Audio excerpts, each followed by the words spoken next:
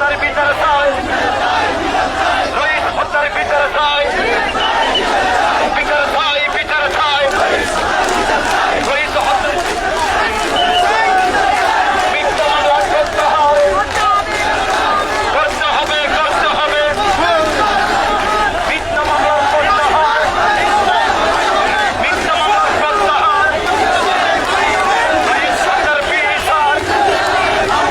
করতে হবে, করতে হবে, রইস হত্যার বিচার মিথ্যা মামলা করতে হয়।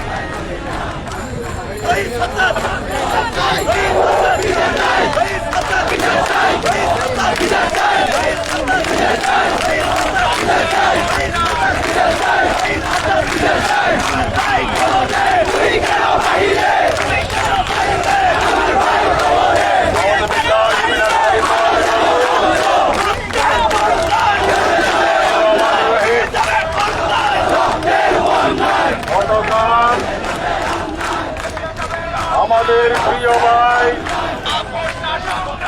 সংগঠনের রাজপথের কর্মীদের উপর বিদ্রুত গোষ্ঠীর হামলা গ্রেফতার করে মিথ্যা মামলা দেওয়ার প্রতিবাদে আজকে সংগঠনের চট্টগ্রাম জেলার উদ্যোগে পতাকা মিছিলের ঘোষণা দেওয়া হয়েছে।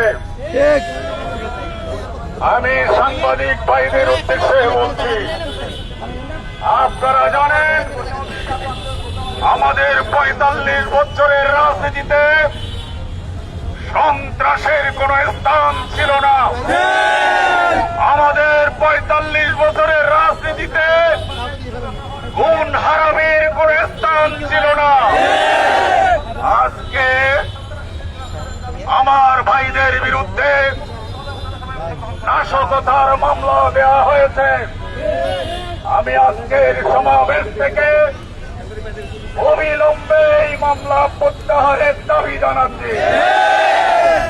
আপনারা জানেন আমরা কেন রাজপথে এসেছি।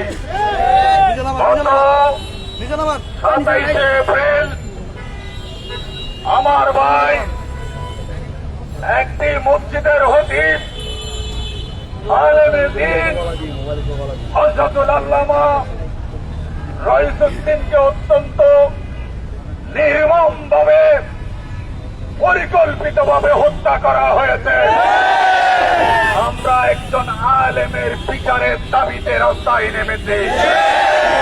এই দেশ মুসলমান সংখ্যাগরিষ্ঠ জনগণের দেশ। এখানে যদি একজন আলেমের হত্যার বিচার না হয় তাহলে এটাকে দুনিয়া সন্ত্রাসী রাষ্ট্র হিসেবে আখ্যায়িত করে। আমরা মনে করি নোবেল লরিয়েট ডক্টর ইউনূস সাহেব বাংলাদেশের অন্তর্বর্তী সরকারের দায়িত্ব পালন করছেন। আমরা আশা করি ফ্যাসিবাদের বিদায়ের পরে এই রাষ্ট্র সুন্দরভাবে চলবে, মানুষের স্বাধীনতা নিশ্চিত হবে।